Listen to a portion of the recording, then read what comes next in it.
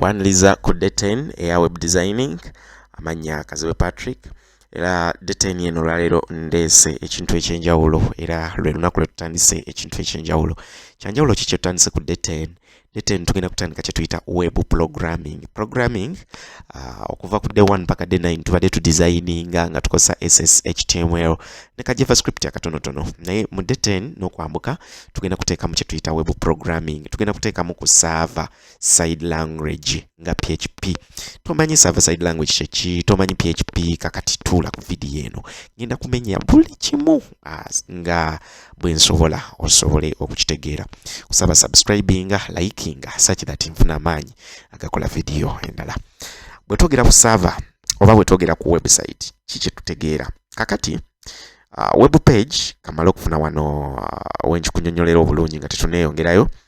Web page, this is YouTube. Let's first come back from YouTube. Okay. Web page eriko sides bbiri. Bwe mane computer waneeno nga kuliko user alina byakola. User byalaba wano ku computer ye eyo tugiyita front end. So this is what we call the front end part of web page. Era omuntu azimba page eyo gye tuyise front end tukuyita front end developer. User bw'abaako byakola ku web page yo abeera awuliziganya ne server, kitegeeza buli web page erina okuba ne computer eweereza user byalaba. Computer eyo tugiyita server. Server eyo olina okuba nga osobola giprogramminga eweereze user byalaba oba user byatypinga wano ku front end obiweereze mu server obitereke oba obisikeyo mu server obirage user. Kati omuntu asobola okukola ebyo ebintu byonna tumuyita full stack ng'osobola okudevelopinga front end ne back end. Ene wali server tugiyita back end. Bw'oba osobola byonna obikola then you are called full stack developer. Kakati okuva ku day 1 paka ku day 9 tubadde ba front end nga tu developinga user kyalaba ku screen ye naye nga tetunnagendako mu back end ku developinga side ya server. Okutandikira ku day 10 n'okwambuka tugenda kuba ba full stack. Full stack kiki? Ogenda kuba osobola ku developinga front end user kyalaba nga tusobola no controllinga server engeri gyeba ekiterekamu n'okukisikayo. Kye tugenda osinga okukola kutwala mu server bintu n'okubisikayo n'okugiwa kye twagala etuwe. Server bwe tuba twagala ogicontrollinga tuyina ennimi nnyingi ze tusobola okukozesa okwogera nayo naye ffe tugenda kukozesa olulimi lwe bayita PHP. Tugenda kuyiga olulimi lwe bayita PHP. PHP kistandinga oba kiggwayo hypertext preprocessor. PHP eyo bwe tuba twagala ogikozesa tugenda kugikozeseza mu pages zaffe zino zetuwandiika era okutandika na leero ogenda yiga etuwandiika PHP codes. Good luck. Otandise journey ya full stack. Obadde front end, abamu obadde muzimba website, abamu badde muzimba web page za company zammwe, abalala badde muzimba web page za business zammwe. Kakati watya ng'osobola okuzimba page nga erina ne server oba nga user byakolera ku web page yo byetereka najja nakola account nabitereka.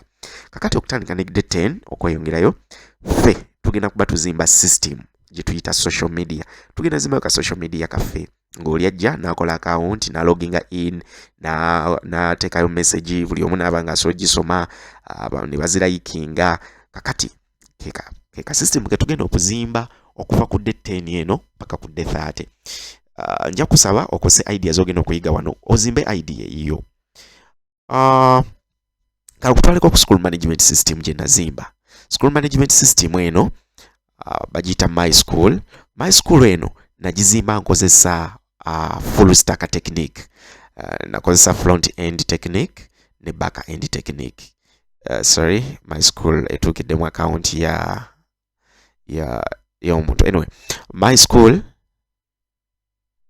bwefaanana. My school eno nagizimba nkozesa front end nti user bwajja n'anyiga epeesa lino liraba bw'alinyiga JavaScript n'aliwulira n'amulagaako kitegeeza tulina okuyiga JavaScript.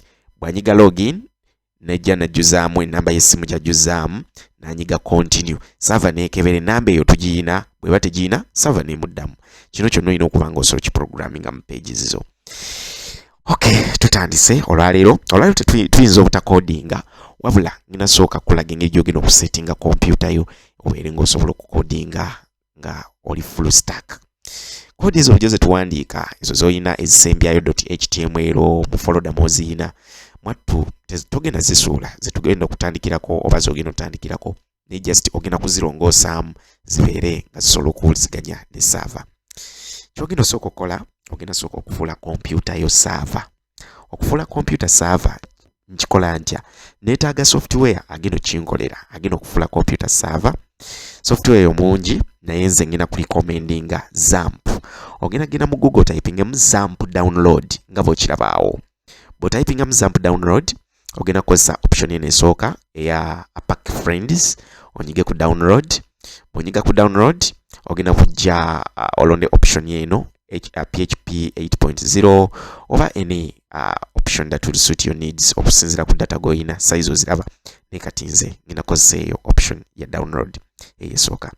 Bw'omala okudownloadinga ZAMP go ahead and install it. Nizo obutaddamu ginstallinga kubanga already njina mu mashini yange bwe nkebera mashini yange ZAMP eyo mweri kakati nze namala ginstallinga era bw'omala oginstallinga ku local disk C kujjako folder ya ZAMP ekiraga nti oginstallinze bulungi. Bw'oba olina ZAMP eyo ku local disk C kitegeeza computer yo omaze ogiwa server era tusobola gikozesa okukodinga website yaffe nga egenda kuba ne server nga ate egenda kuba ne database.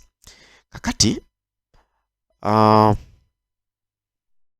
bino byetukola tugenda bikolera ku computer then tujja mala tubi-uploading ku online buli omu abirabe bwe tunagendera maaso eyo naye nga bino bigenda kuba it's going to be a local host. Local host kitegeeza website yaffe eri ku computer, it is locally hosted. Host kwe kuteeka website ku server.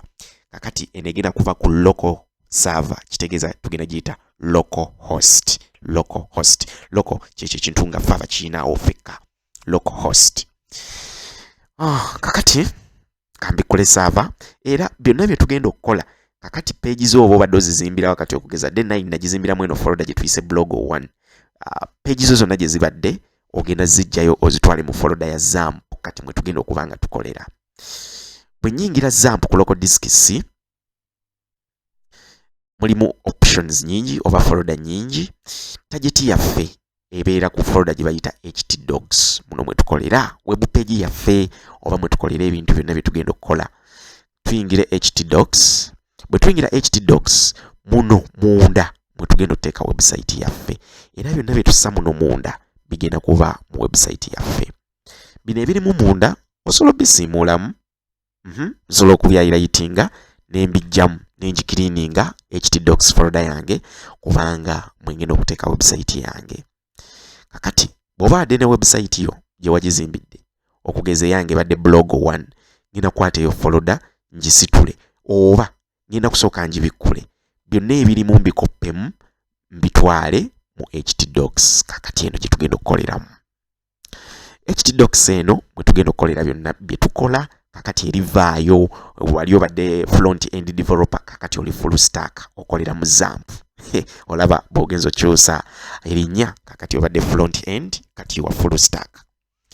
But you can only osobola okuba full stack ng'ogenda kulaba ennaku zonna ezisigaddeyo. Mu htdocs munda era buli wenaga nti kati day 11 bikula ZAMP, day 12 bikula ZAMP folder yo. That is it. Kakati mu htdocs munda website oba page zetugenda okukola luli zibadde .html kati ogeze ntwagise index.html zonna zolina ziri .html ogenda kunkyusiza akagamba ako .html okaggyeko kafuuke .php ye .php obanga kati ogenda kuwandiika olulimi lwe bayita php server lwetegeera. Omaze oteeka server mu computer yo tegeeza ngenda ku right clickinga ku file bw'oba olina files nyingi emu ku emu genda ng'ozikyusa okuggyako eza css neza javascript in case ozina tuzikwatako. Ngenda kunyiga ku rename zijje ngambe .html nga jjeko ntekeko .php naye bw'oba tulaba file name extension ako ka .html nga tokalaba nyiga ku view then making sure nti wano eno option egamba nti wano ku view option egamba file name extension erimu katik. Kati nze ngina kujjako ka .html nkasikize .php such that nsobola okuwandika codes zange bulungi. So I right click ngambe rename zijeko .html tekeko .php tukikole mu small letter. Are you sure you want to change? Yes. Code zonna file zonna ensigadde ze tugenda okuddamu okukola zigenda kubaza .php.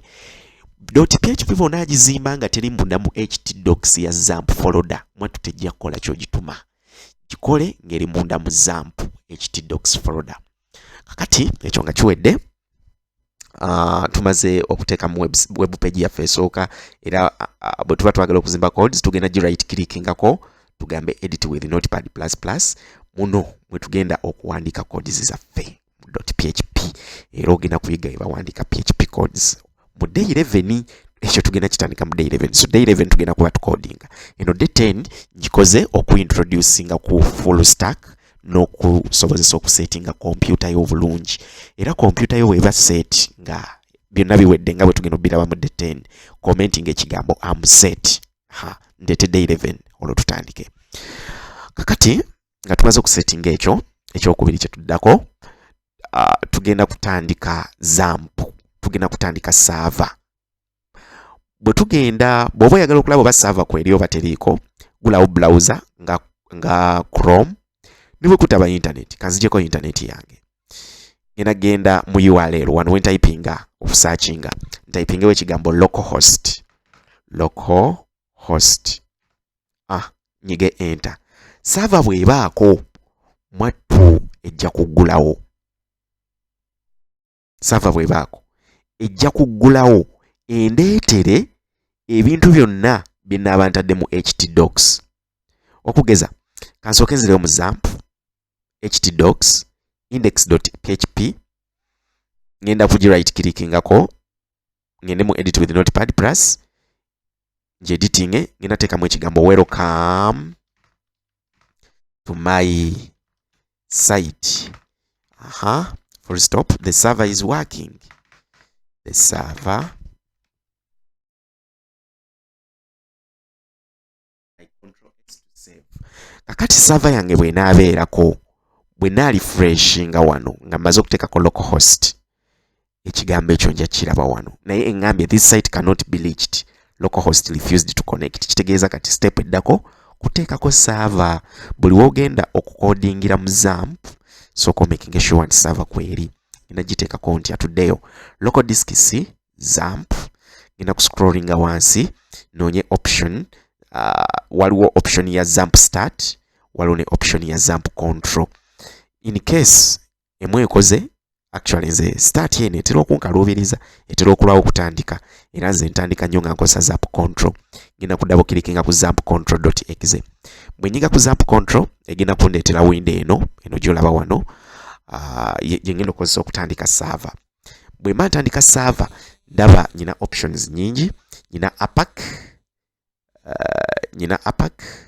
nyina MySQL, nyina FileZilla, nyina Machule, nyina Tomcat. Service kize neetaaga okutandika waneeno. Neetaaga okutandika APAC, kitegeeza ngina kunyiga ku start. Neetaaga n'okutandika MySQL, ezo bbiri zimala. Zino FileZilla, Machule, Tomcat, ezo ne bwe sizitandika.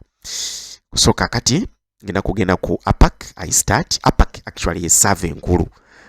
Ngina girinda paka eraze wano waliwo pink paka ngiraze green. Weraga green kitegeeza kweri. Then ngina kutandika ne MySQL kubanga i database gye tugenda okukozesa okutereka ebintu byaffe. So kakati bw'otunuulira server yange embuuzi z'ekyo ejja kikubuuza gumu zola okutiikinga ku private networks ngambe allow access. Omulundi ogusooka ebyo ejja bikubuuza. Bw'otunuulira ku server yange nyina services bbiri ezitambula APAC ne MySQL. Kitegeeza server yange kweri bulungi. Let me just minimize nga nyiga ku negative eyo. Kavewo ku screen sigenda closinga. Ngina ku minimizinga such that server yange bere etambula. Today to refresh nge tulaba server kweri reload. Good. Welcome to my site. The server is working. Bye twatadde erimu index page. Kitegeeza server yaffe kweri. Setting a computer yo bulungi otuuke ku step eyo bw'otuuka ku step eyo commenti nga wano ogambe am set. Bwe nalaba comment yo am set ngenda kuleeta day 11 kijja kundaga nti day 10 ogirabye. Day 11 tugenda tutandika okukodinga web page zaffe ezo tuzifuule tuziteeke mu database zibeere nga zisobola. Obadde okimanyi ogenda kuzimba blog yo nga weewandikira article nezigenda nezetereka mu database user najja nazisoma. Obadde okimanyi togenda kuddamu kulirayinga ku blog post ku website ezo zobadde ogenda to create blog. Ogenda kwekolera blog yo from scratch. Blog yo bw'ogyekolera okuva ku ntandikwa kijja kuwa control.